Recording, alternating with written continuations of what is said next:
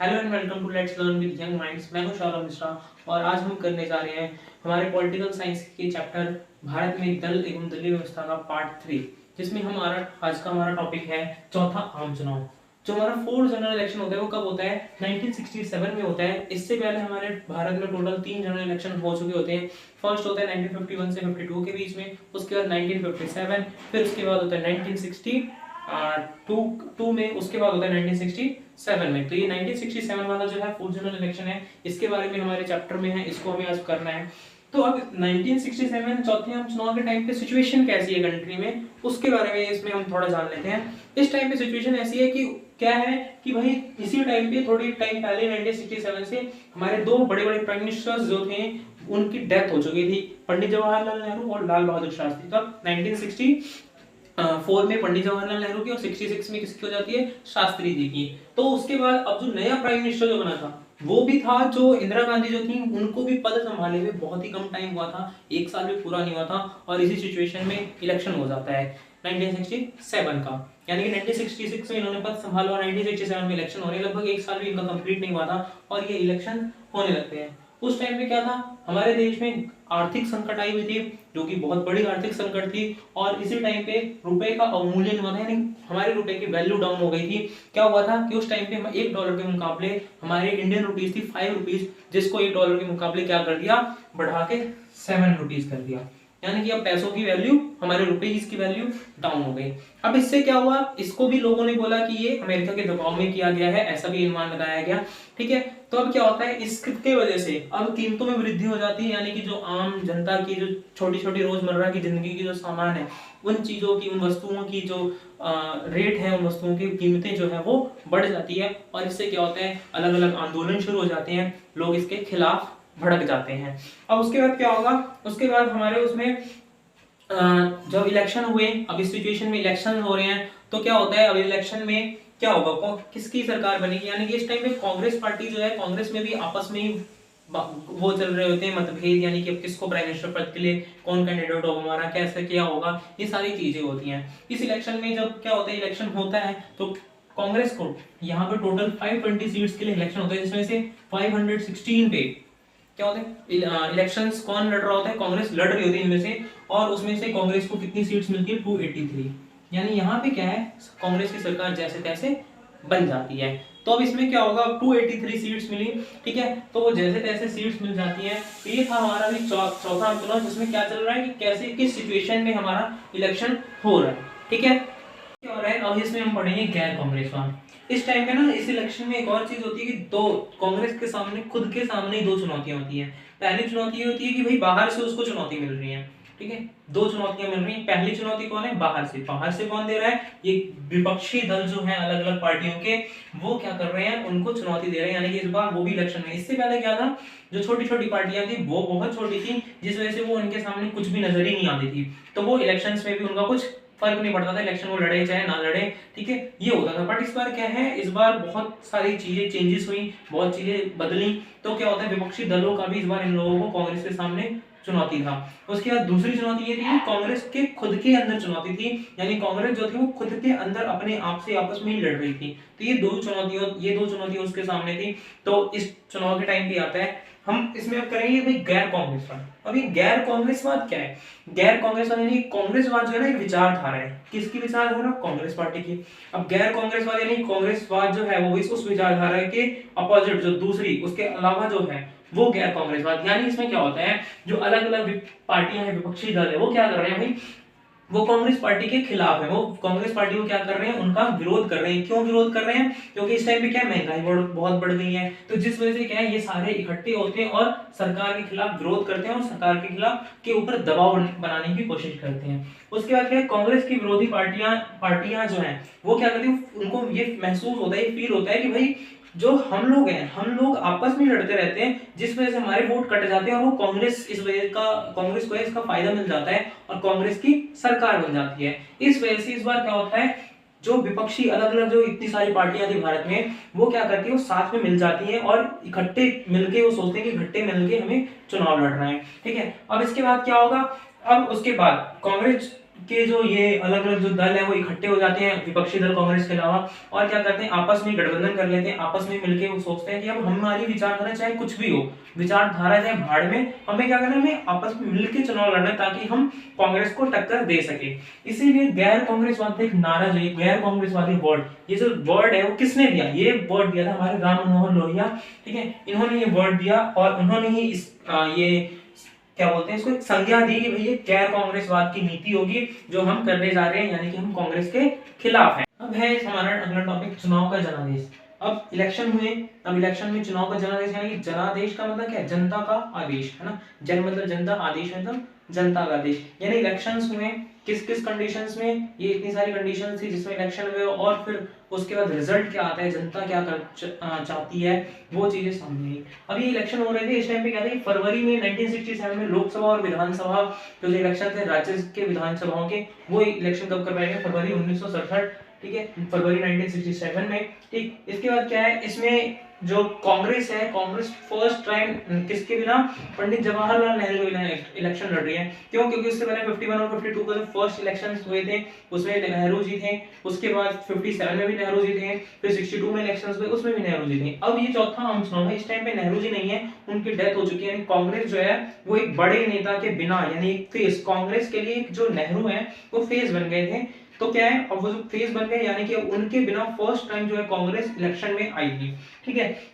इस टाइम पे एक और चीज होती है कि भाई ये जो 1967 में जो इलेक्शन हो रहे हैं उस टाइम पे ना, पहले क्या होता था, जो पहले तीनों आम चुनाव हुए उस टाइम पे क्या होता था, ये चौथा आम चुनाव है कि इन चारों टाइम पे जो लोकसभा के इलेक्शंस और राज्यसभा के इलेक्शंस, जो सॉरी राज्यसभा नहीं, राज्यों के इलेक्शंस, विधानसभाओं के इलेक्शंस जो होते थे वो दोनों साथ में ही होते थे। जैसे आज के टाइम पे क्या है, अलग अलग स्टेट्स में अलग अलग टाइम पे इलेक्शंस होते हैं और लोकसभा का इलेक्शंस अलग टाइम पे होता है, बट पहले क्या था, इन चार जनरल इलेक्शंस में साथ में होता था, लेकिन ये बाद में 1971 से ये चीजें टूट गई, क्योंकि 1972 में लोकसभा और राज्यसभा दोनों के इलेक्शंस होने थे, fifth general election, but Lok Sabha के इलेक्शंस 1971 में ही हो जाते हैं। उसको भी हम क्या क्यों होता है ऐसा भी आगे वो नेक्स्ट इसी चैप्टर में हम इसको करेंगे, ठीक है।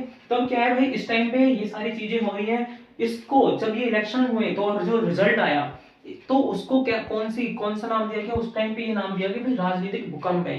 ये राजनीतिक भूकंप का इसको नाम दिया गया कि भाई ये राजनीतिक भूकंप आया है, जो जनता का आदेश है वो कैसे राजनीतिक भूकंप जैसा है। यानी इसमें क्या हुआ, पहले कांग्रेस को सीटें मिलती थी 300 प्लस, यानी बहुत अच्छे तरीके से कांग्रेस जो थी वो हमेशा जीतती थी, बट इस बार कांग्रेस को कितनी सीट मिली, मैंने बताया जैसे 283 ही सीट मिल रही, कितनी 516 पे लड़ती हैं, जिसमें से 283 सीट्स मिलती हैं टोटल। उस टाइम पे इलेक्शंस हुए थे कितने में, 520 सीट्स पे। तो अभी क्या होता है भाई, 283 सीट्स जब कांग्रेस को मिल रही हैं तो क्या हो रहा है, अब भाई ये सिर्फ क्या है, ये सिर्फ जीतने के लिए मिला है, यानी सिर्फ अब जीती ही है, यानी कुछ खुशी की बात नहीं है, बस ये जीती है, ठीक है। तो ये सारी चीजें होती हैं। उसके बाद क्या है, इस टाइम पे जब ये इलेक्शन हुए जो रिजल्ट आया तो रिजल्ट इतना बेकार था, यानी राजनीतिक भूकंप इसीलिए बोला गया क्योंकि इस टाइम पे जो बड़े बड़े मंत्री थे कांग्रेस के, कांग्रेस पार्टी के उस टाइम के, वो भी हार गए, है ना। जैसे कि के कामराज हार गए थे, ठीक है, वो कहां से हार गए, तमिलनाडु से हार गए। उसके बाद महाराष्ट्र से एस के पाटिल जो है वो हट गए थे। उसके बाद पश्चिम बंगाल से कौन, अतुल घोष, ये लोग क्या है बड़े बड़े नेता थे उस टाइम पे कांग्रेस के, और ये लोग कांग्रेस के तरफ से चुनाव लड़ रहे थे और चुनाव में ये लोग हार गए थे, इसलिए भी इसको ये जो जनादेश है उसको क्या बोला गया, राजनीतिक भूकंप का दर्जा दिया गया, यानी ये क्या है, राजनीतिक भूकंप है। अब है राज्य स्तर पर स्थिति, यानी कि अब इलेक्शन में लोकसभा में तो पता चल गया आपकी, लोकसभा में जैसे तैसे कांग्रेस की सरकार बन जाती है, लेकिन अब क्या है, अब राज्यों में क्या स्तर है, अलग अलग जो राज्य के विधानसभा के इलेक्शंस में उस पे कैसा इनकी क्या रिजल्ट रहा वो जानते हैं। इस बार क्या हुआ, कांग्रेस जो है 7 राज्यों में इनको पूरी बहुमत नहीं मिल पाई, और इस वजह से क्या हुआ, इनकी सरकार 7 राज्यों में नहीं बन पाई, और 2 राज्य और ऐसे थे जहां पे दल बदल के कारण इनकी सरकार गिर गई और दूसरी पार्टियों की सरकार बन गई थी। यानी कि क्या है, उस टाइम पे जो दल बदल होता था ना, वो क्या होता था कि आज के टाइम पे क्या है, दल बदल के लिए एक अलग कानून है। यानी कि पहले क्या होता था, अगर कोई पार्टी एक पार्टी से दूसरी पार्टी में जा रहा है तो क्या है, उसकी सदस्यता, यानी वो जो मेंबर है, यानी विधानसभा का सदस्य है, तो उसकी सदस्यता खत्म नहीं होती थी, यानी वो सदस्य विधायक बना है तो विधायक रहेगा ही, ठीक है। लेकिन आज के टाइम पे क्या होता है, इस वजह से आज के टाइम पे क्या होता है कि भाई अगर वो पार्टी चेंज कर रहा है तो वो जिस पद पे है वो पद उसको छोड़ना पड़ता है, यानी विधायक है तो वो विधायक के पद से हट जाएगा, बट उस टाइम पे ऐसा नहीं होता। तो उस टाइम पे यानी एक पार्टी छोड़ के दूसरी पार्टी में गया तो उस पार्टी का एक सीट जो है, कह सकते हैं हम उसको, और एक सीट और बढ़ गए, ठीक है। तो ये हो जाता था। तो इस वजह से क्या है, वहां पे दो टोटल 9 राज्यों में इनकी सरकारें नहीं बन पाई। और 9 राज्य भाई कौन कौन से थे, एक तो मद्रास था, बिहार था, यानी मद्रास कौन सा, जो आज हम तमिलनाडु जिसे बोलते हैं, पहले वो मद्रास कहलाता था, मद्रास हो गया, बिहार हो गया, हरियाणा, पंजाब, उत्तर प्रदेश, ठीक है, ये सारे राज्य थे, कुछ उड़ीसा, केरल वगैरह। तो ये टोटल 9 राज्यों में क्या है, उनकी सरकार नहीं बन पाती। तो इस वजह से भी कांग्रेस को एक बड़ा झटका लगता है, ठीक है। अब क्या है अगला हमारा कि भाई मद्रास में स्थिति क्या थी, यानी मद्रास में मैंने बताया वहां पे सरकार नहीं बन पाती है। मद्रास में क्या होता है, फर्स्ट टाइम हमारे हिस्ट्री में क्या होता है कि भाई फर्स्ट टाइम हमारी हिस्ट्री में किसी दूसरी कांग्रेस के अलावा दूसरी पार्टी की पूर्ण बहुमत की सरकार बन रही है, ठीक है। अब पूर्ण बहुमत की सरकार किसकी बनी, द्रविड़ मुनेत्र कषगम, डीएमके जिसको बोलते हैं, द्रविड़ मुनेत्र कषगम, इस पार्टी की सरकार बनती है। और ये जो पार्टी है ये सत्ता में कैसे आई, ये छात्र आंदोलन के जरिए सत्ता में आई थी। यानी एक आंदोलन होता है छात्रों का, वो किस लिए होता है, राजभाषा को लेकर। यानी उस टाइम पे क्या होता है ना, हिंदी भाषा को राजभाषा बनाना चाहती है सरकार। तो जो वहां के छात्र वो कहते हैं कि भाई ये हमारे ऊपर थोप रहे हैं, तो हम इसको हिंदी भाषा को अपने राज्य का राजभाषा, हमारे देश के लिए राजभाषा नहीं बनना चाहिए। तो क्या है, इसलिए वो आंदोलन कर रहे थे। उस आंदोलन में डीएमके जो है वो पार्टिसिपेट करती है, उन छात्रों का साथ देती है, उन स्टूडेंट्स का साथ देती है, और वहां से नाम कमाती है। और नाम के बाद फिर वहां पे इलेक्शन होते हैं, तो इलेक्शन में लड़ती है चुनाव, और फिर इस पार्टी की वहां पे सरकार बन जाती है।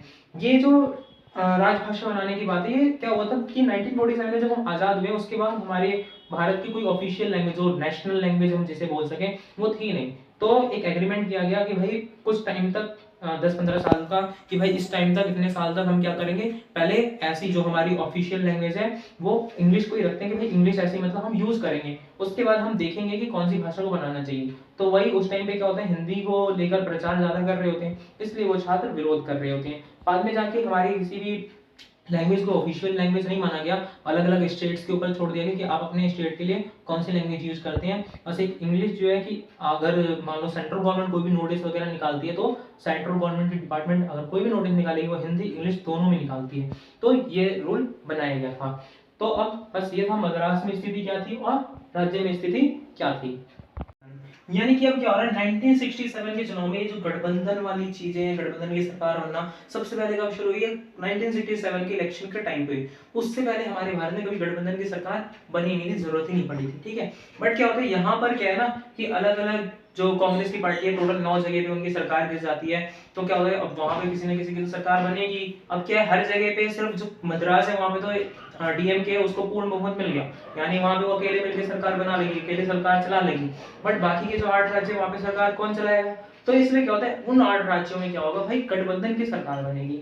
अब गठबंधन की सरकार बनती है तो उसको ना संयुक्त विधायक दल का नाम दिया जाता है, यानी कि अलग अलग जो पार्टी है, छोटी छोटी पार्टी, वो क्या करती है साथ में मिल जाती है। तो इसलिए इनको बोला संयुक्त विधायक दल, यानी अलग अलग छोटे छोटे दल के जो विधायक हैं वो क्या करते हैं, साथ में मिल जाते हैं, संयुक्त यानी साथ में। तो मिलके वो जब सरकारें बनाते तो उनको क्या बोलते हैं, कौन सी सरकार, संयुक्त विधायक दल की सरकार बोलते हैं, ठीक है। तो अब क्या होगा, अब क्या है, अलग अलग जो ये जो संयुक्त विधायक दल की सरकार बन रही है इसमें अलग अलग विचारधाराएं हैं सबकी।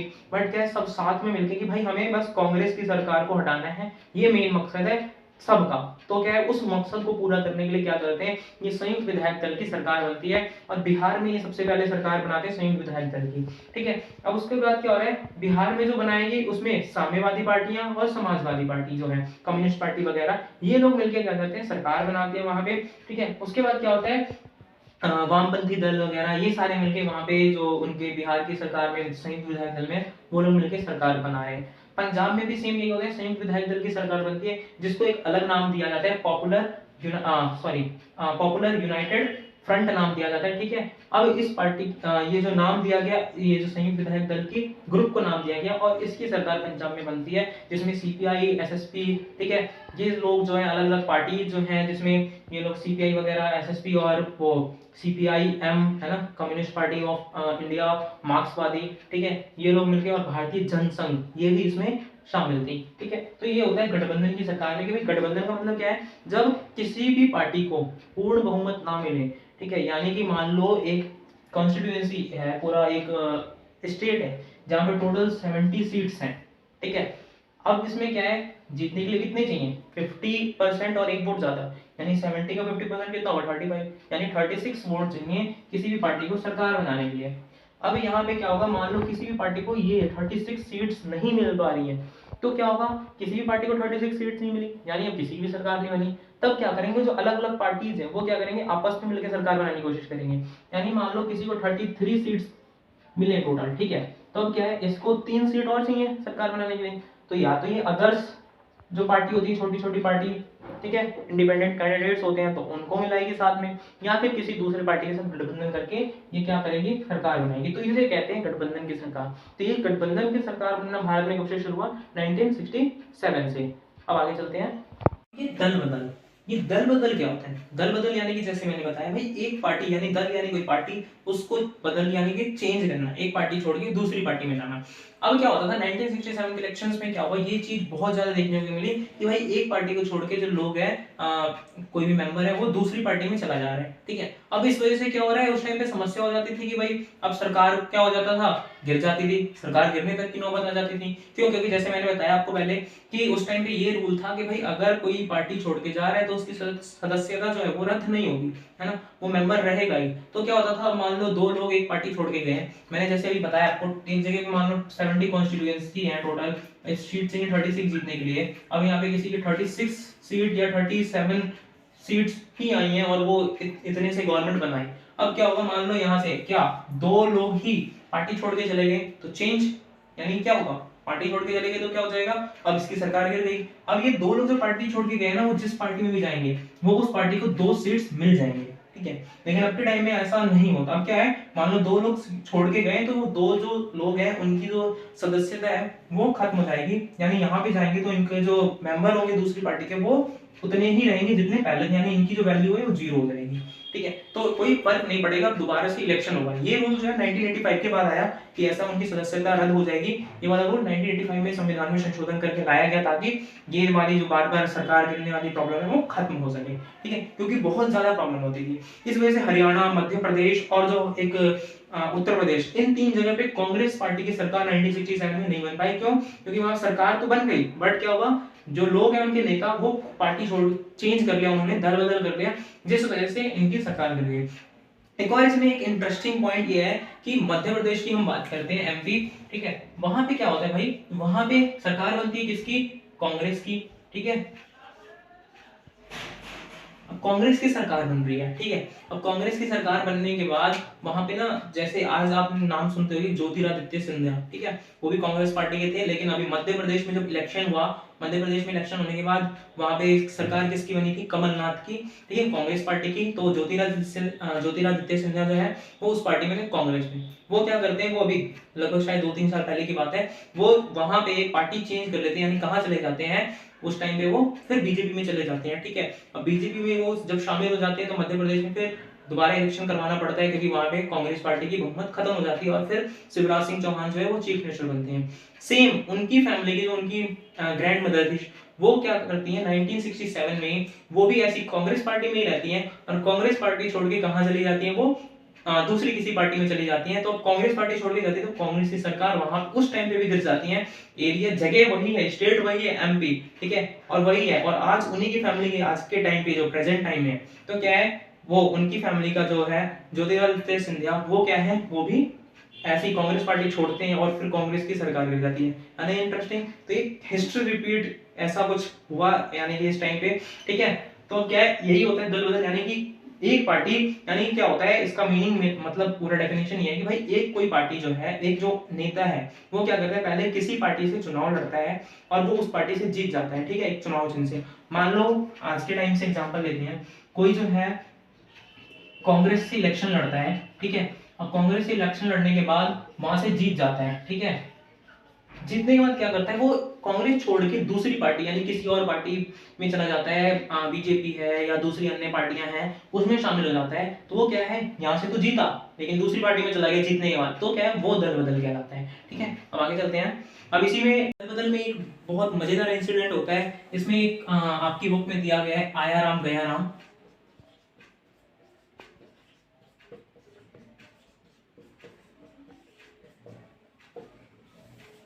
अब ये क्या होता है, ये जो एक जुमला है इसको बोला गया कि भाई आया राम गया राम, ये ना एक गया लाल नाम के विधायक होते हैं कांग्रेस के, ठीक है, हरियाणा में।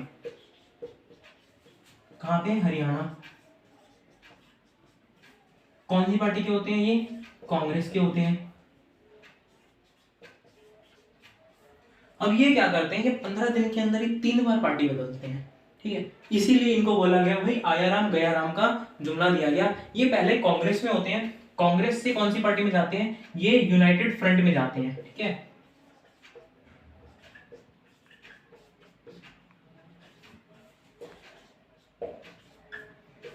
अब फिर कुछ दिन के बाद ही 15 दिन के अंदर ही ये वापस यूनाइटेड फ्रंट से फिर से कांग्रेस में आ जाते हैं, ठीक है। अब क्या होता है, कांग्रेस में आते हैं तो क्या होगा, कांग्रेस में जब आने के बाद जब कांग्रेस के नेताओं को पता चलता है तो इनको लेकर चंडीगढ़ में एक रैली प्रेस कॉन्फ्रेंस करते हैं जो कांग्रेस के नेता लोग होते हैं, ठीक है। और वहां पे लीडर्स मिलके प्रेस कॉन्फ्रेंस कर रहे हैं कि जो है पहले गया राम थे, अब आया राम है, ठीक है, ऐसा करते हैं।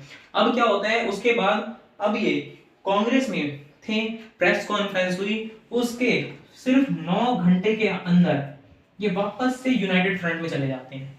यानी कि क्या होता है, पहले वो कांग्रेस में थे, फिर यूनाइटेड फ्रंट में गए कांग्रेस से, अब यूनाइटेड फ्रंट से वापस कांग्रेस में आ गए, बट कांग्रेस के में आने के 9 घंटे के अंदर ही वो वापस यूनाइटेड फ्रंट में चले जाते हैं। यानी कि ये समझ नहीं आ रहा इनको करना क्या है, ठीक है। तो ये सिर्फ 15 दिन के अंदर ही 3 बार पार्टियां बदल लेते हैं। तो इन चीजों को भी चेंज करने के लिए ये समस्याएं आगे ना आए, इसके लिए भी क्या होता है, यहाँ पर जो 1985 में जो रूल्स वगैरह आया कि भाई ये सदस्यता रद्द हो जाने की ये चीज आई, ठीक है। इसी टाइम पे फिर ये आया राम गया राम करके ये जुमला दिया गया कि भाई, और जो अमूल है, अमूल जो कंपनी है, वो आपने अपनी बुक में कार्टून देखा होगा अमूल की कंपनी के, जो उस टाइम पे उन्होंने कार्टून छापा था, वो क्या था कि भाई आया राम गया राम है राम, यानी कि जनता भी क्या है सोचने में पड़ जाती है कि भाई करना क्या है, किसको वोट दे जो सही हो, ठीक है। तो इसको लेकर ये बनाया गया था।